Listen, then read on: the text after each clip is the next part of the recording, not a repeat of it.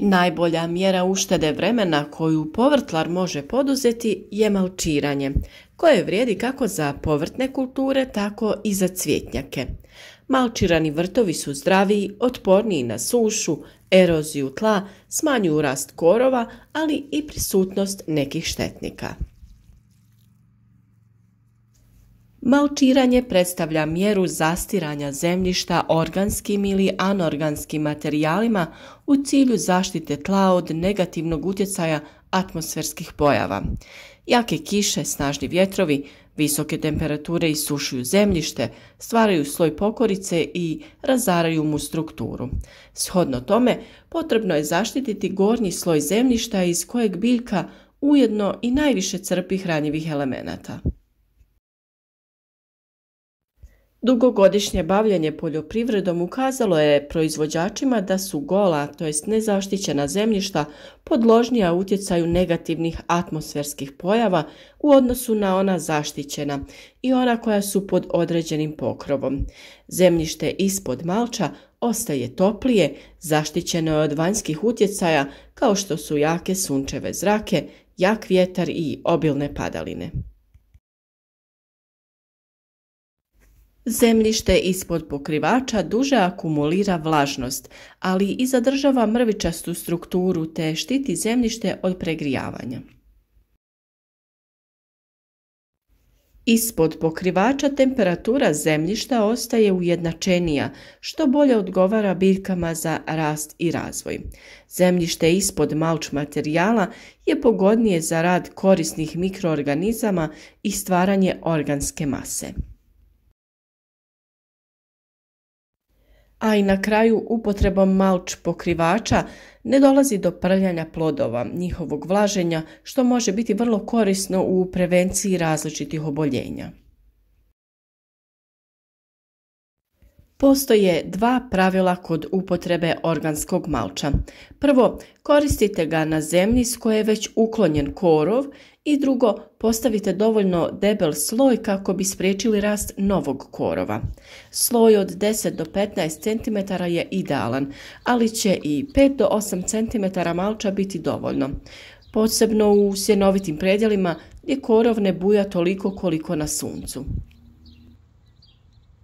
U slučaju da znate da je vrt pun sjemenki korova, upotrijebite tehniku duplog malčiranja te oko povrća prvo postavite novine, a nakon toga organski malč.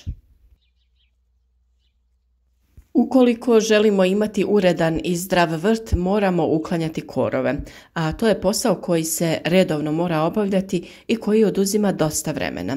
Kada biljke dovoljno izrastu, taj posao odradite jednom, prije malčiranja i to je to. Kao što sam već rekla, postoje dvije osnovne vrste malča, organski i anorganski.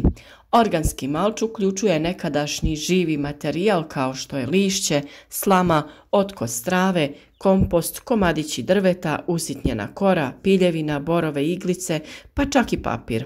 A anorganski malč se odnosi na šljunak, kamenje, foliju u boji i geotekstil. Obje vrste malča sprječavaju rast korova i zadržavaju vlagu zemlje, no samo organski ujedno i poboljšava tlo dok se razgrađuje. Anorganski malč ne razgrađuje se i ne obogaćuje tlo, ali pod određenim okolnostima dobar je izbor. Primjerice, folija u boji upija toplinu i zadržava je preko noći, što odgovara paradajzu i patliđanu. Iako organski malč sprječava rast korova, a tlo održava hladnim i vlažnim ljeti, polako se raspada i oslobađa hranjive tvari u tlo, te zimi sprječava zamrzavanje i naglo odmrzavanje tla, on nije savršen. Kada koristite malč kao što su komadići drveta ili piljevine, imajte na umu da je on siromašan dušikom, pa prije nego što ga postavite oko biljaka, pognojite zemlju gnojivom bogatim dušikom. Također, vlažni organski malč koji je prislonjen na stabljike povrća može uzrokovati trulež i gljivice, zato ga nemojte potpuno prisloniti na stabljiku. Vlažni malč može privući i glodavce koji će se u njemu gnjezditi, pa je bitno redovito ga pregledati. U slučaju čestih padalina, u malču će se sakrivati i puževi.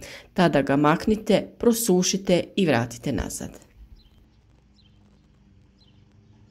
Malč od lišća je jako dobar izbor, ali pripazite na lišće oraha i hrasta koje sadrži otrovne supstance ili list platane i sličnog drveća jer je debelo i teško se razgrađuje. Svakako ga usitnite i pomiješajte sa kakvim drugim organskim malčem. Primjerice, preko njega možete prijeći kosilicom i tako ga usitniti. Malčiranje kartonom ili novinama je također prilično efikasno. Ako želite spriječiti rast korova na većoj površini, postavite deblje slojeve kartona te ga otežajte ciglom. Ako karton ili novinski papir stavljate između povrća, bitno je da ga prvo usitnite, a kada ga postavite, potrebno je dobro ga zaliti. Ako postavljate veće komade, izbockajte ga vilama ili nožem.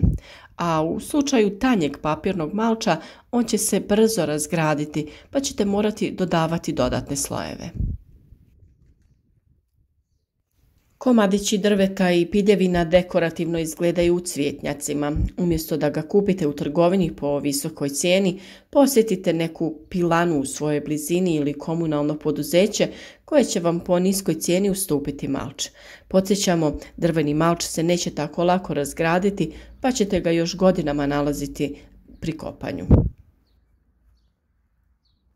Otkos trave može također biti odličan malč koji će razgradnjom osloboditi dušik i hraniti zemlju. No, prije nego što ga postavite u vrt među povrće, pustite ga da se osuši jer će inače trunuti. Također, ako je pokošena trava već otišla u sjeme, imajte na umu da ćete ubrzo u vrtu imati travnjak. Za ovakve namjene bitno je redovno kositi travu prije nego se osjemeni. A ukoliko imate puno komposta, možete ga koristiti i kao malč, no imajte na umu da će se on brzo osušiti i na taj način izgubiti hranjiva svojstva. Kompost radije rezervirajte za svaku biljku posebno, tako što ćete ga prosuti oko same biljke, a na njega staviti organski malč. Tako će kompost ostati vlažan i biološki aktivan, što će osigurati maksimalnu korist za vaše biljke.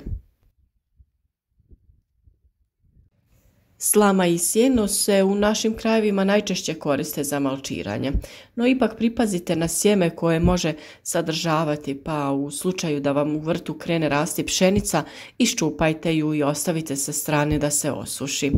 A slama i sjeno su primamljivi i glodavcima i drugim štetnicima, pa takav malč nemojte prisloniti baš na samu biljku. A sada da malo kažemo i o tom anorganskom malču. Geotekstil i plastična folija mogu učiniti čuda u vašem vrtu. Crna folija će prenijeti toplinu na tlo, učinkovito stvarajući mikroklimu oko 3 stupnja toplijom od vanjske temperature. Ovakav malč posebno je dobar za jagode, dinje, lubenice, krastavce i tikvice. Ali naravno možete ga koristiti za uzgoj bilo kojeg drugog povrća poput paradajza, paprike, kupusa i sličnih, zato što ispod ove folije postavlja se crijevo za navodnjavanje i biljkama se pružaju idealni uslovi za rast i razvoj. No ipak treba imati na umu da plastični malč nije ekološko rješenje i postoji problem njegovog odlaganja i razgradnje. Zato, ako ga koristite, na kraju vegetacijske sezone pokupite ga sa zemlje, posušite i pohranite na suhom mjestu tokom zime. Na ovaj način mogli biste ga koristiti godinama. No, ako se unaprijed želite pobrinuti za zaštitu zasada, tada tlo svakako prekrijte slojem geotekstila, a sjeme i sadnice posadite u rupe posebno napravljene u njemu. Time ćete uštedjeti problem sa uklanjanjem korova i pomoći zadržati vlagu u tlu. Geotekstil je učinkovit poput crne folije, štiti biljke od noćnih mrazeva, Spašava od ljetnih vrućina i užarenih sunčevih zraka. On je svestran materijal koji svako može koristiti. Njegova upotreba pojednostavljuje vrtlarstvo, olakšava uzgoj biljaka i pomaže poboljšati područje. Ovo je doista čudotvorna tkanina koja će riješiti mnoge ljetne probleme. Može se koristiti u vrtu i cvijetnjaku, uređenju staza i mnogim drugim slučajevima, a za ljepši ugođaj preko njega se može postaviti ukrasni sloj malča od drveta ili kamena, a to je najčešće u cvijetnjaku.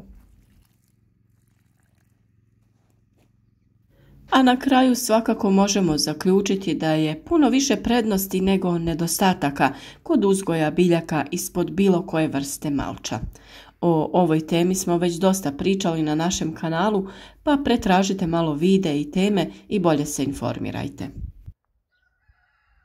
A naravno tu su i mnoge druge teme o uzgoju voća i povrća.